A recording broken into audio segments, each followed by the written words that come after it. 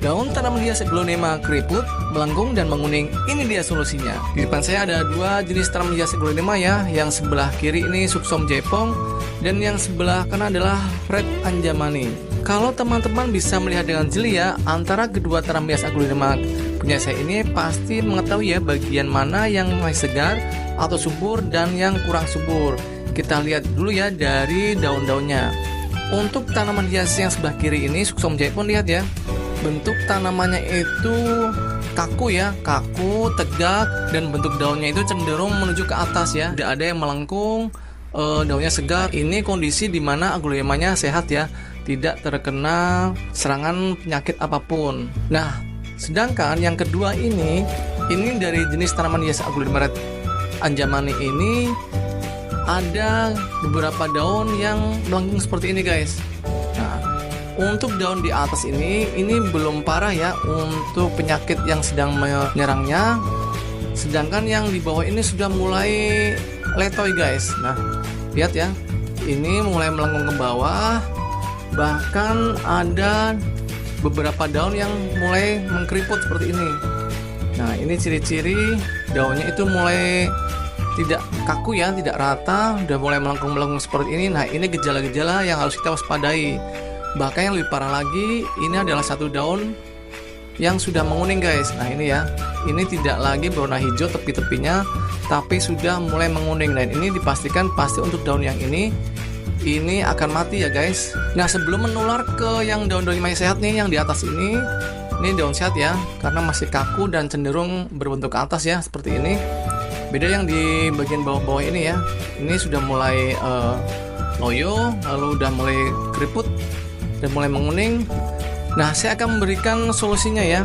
Apabila teman-teman punya aglonema sedang mengalami gejala-gejala seperti ini, cepatlah diberikan pencegahan atau pengobatan sebelum semuanya akan mati pada tanaman aglonemanya. Jadi kita harus cepat-cepat waspada ya. Sering menengok untuk tanaman hias aglonema kita, bagaimana sih keadaannya, subur atau terkena penyakit tertentu. Nah setelah diperlihatkan secara detail ya pada bentuk daunnya, ternyata ada beberapa spot yang membusuk guys. Lihat, kelihatan ya, itu ada bagian spot berlubang seperti ini, dan ini membusuk hingga mengering. Kita lihat lagi untuk daun selanjutnya, ini ada lagi.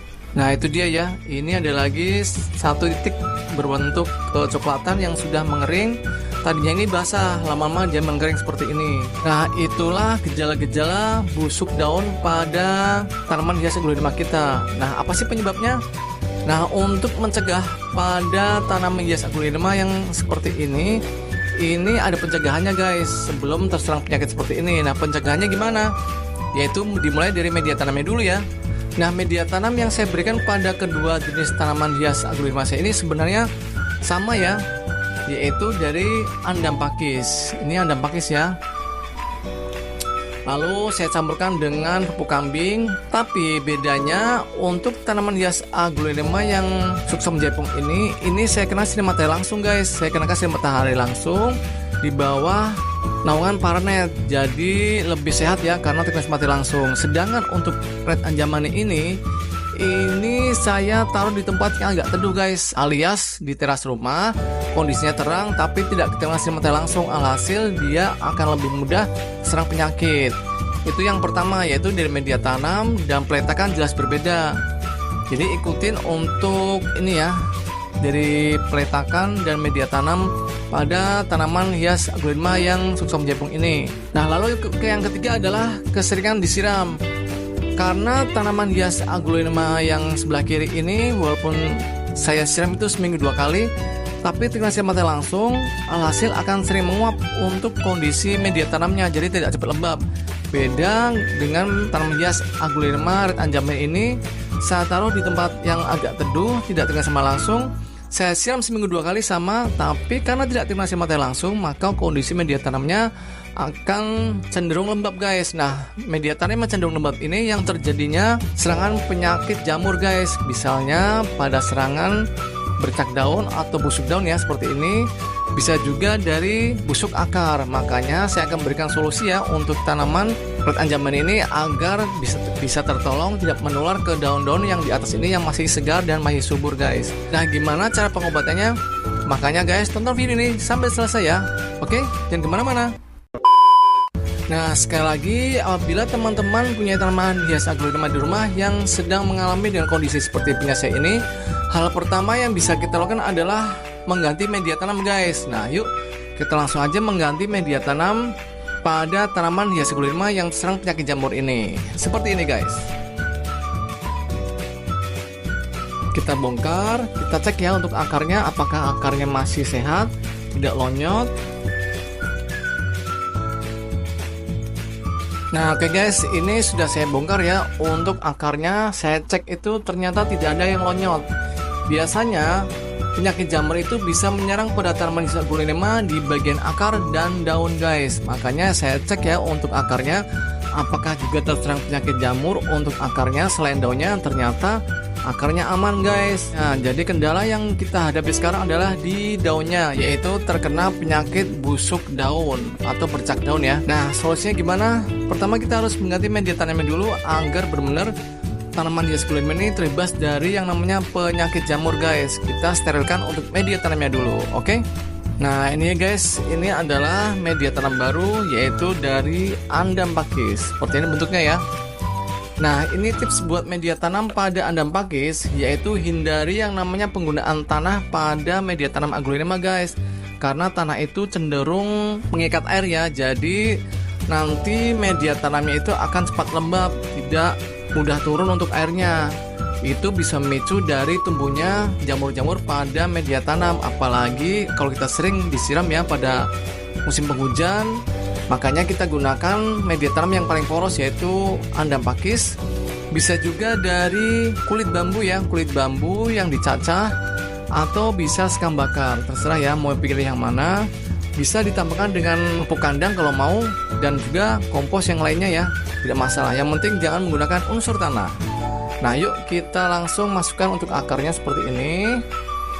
Kalau sudah kita isi ya tadi bagian bawahnya dengan media tanam baru, sekarang kita tutup untuk bagian perakarannya dengan media tanam Andam Pakis yang baru ini, oke?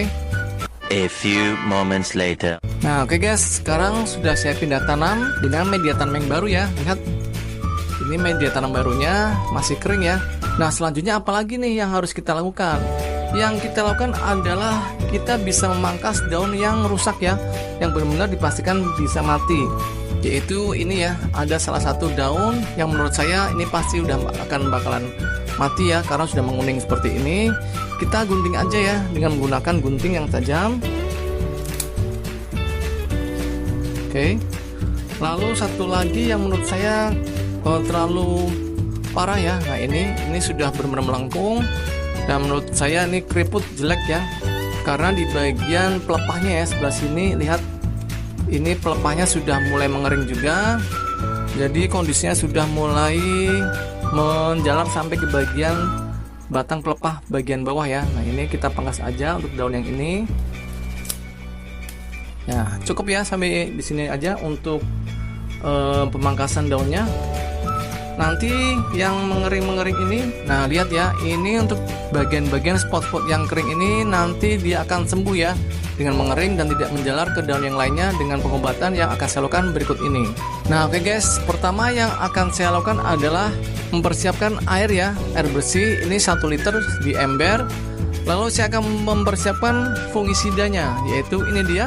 Ini adalah fungisida anti Jerman Plus ya. Lihat, teman-teman bisa lihat, ini adalah bukan hanya fungisida tapi bakterisida dan virusida. Jadi 3 in 1.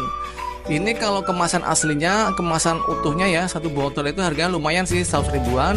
Karena ini kemasan ekonomis atau repack, maka ini harganya lebih murah guys. Buat saya ini sangat bagus ya, karena bukan hanya mengatasi penyakit jamur, tapi juga mengatasi dari serangan bakteri-bakteri dan juga virus pada tanaman-tanaman yang kita rawat di rumah guys.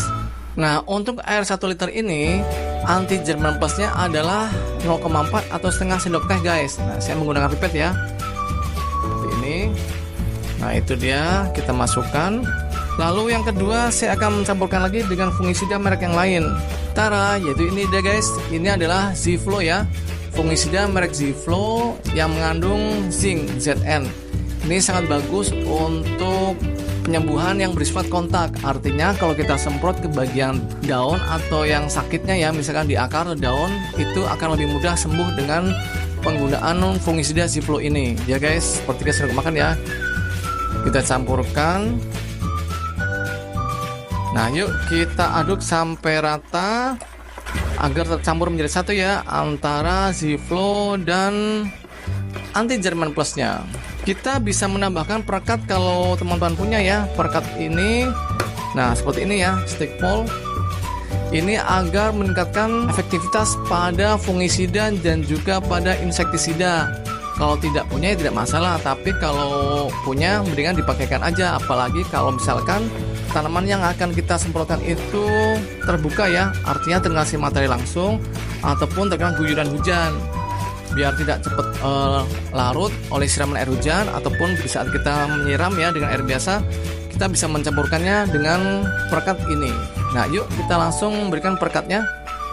Kebetulan mereknya yang saya pakai stick pole, silakan teman-teman bisa mencari dengan merek yang lain, tidak masalah ya. Nah untuk stick pole ini, untuk air 1 liternya 1 mili ya. Nah ini 1 mili atau 1 sendok teh. Nah itu kita masukkan, tidak masuk ya. Oke, sekarang kita aduk lagi ya agar bercampur menjadi satu lagi untuk fungisida dan juga untuk perekatnya. Nah kalau sudah larut seperti ini, saya akan masukkan ke dalam alat sprayer guys. Nah ini dia, jangan lupa untuk disaring ya agar tidak macet. Nah, seperti ini. Nah oke guys, selanjutnya yang kita lakukan adalah melakukan penyemprotan ya. Nah itu dia, kita semprot untuk bagian daun-daunnya, terutama untuk daun yang terkena blind spot ya, seperti ini, yaitu membusuk di bagian daun-daunnya. Kita semprot sampai di bagian belakangnya juga ya. Nah seperti ini, sampai benar-benar merata guys. Walaupun daun yang sehat kita tetap semprot ya, karena untuk pencegahan takutnya dia menular sampai ke daun atas atau daun yang sehat. Nah kalau sudah mengenai daun, kita semprot di bagian batangnya. Nah seperti ini, batangnya juga jangan sampai luput ya untuk penyemprotan fungisidanya. Kalau sudah mengenai daun dan batangnya, kita bisa menyiramnya di bagian perakarannya sekaligus untuk pencegahannya. Walaupun akarnya tadi kita udah cek aman-aman aja, tapi kita harus mencegahnya. Nah seperti ini, kita siram di bagian akarnya ya. Nah oke guys, sudah cukup ya untuk pengobatan pada Aglaonema kita yang sedang mengalami kondisi yang kurang bagus atau terkena serangan penyakit jamur. Kita bisa mengulainya seminggu kemudian ya. Nanti kita lihat apabila daunnya sudah mulai kekar, ini di bagian busuknya ini ya. Nah ini tidak menyebar atau tambah mengecil dan mengering, berarti penyakit jamurnya bisa kita atasin guys. Lalu tidak menjadi kuning ya. Biasanya kalau sudah terhenti untuk penyakit jamurnya, di bagian daun yang sakit ini terkena blind spot ini tidak akan menguning semua ya, atau tidak mati. Itu artinya kita berhasil untuk mengatasi dari penyakit jamur yang sedang menyerang pada tanaman hias Aglaonema kita guys. Nah itulah cara pengobatan pada tanaman hias Aglaonema kita yang sedang mengalami penyakit busuk daun. Semoga bermanfaat untuk video kali ini. Jangan lupa subscribe dan tekan loncengnya. Sampai ketemu di video berikutnya. Dadah. Okay, yes.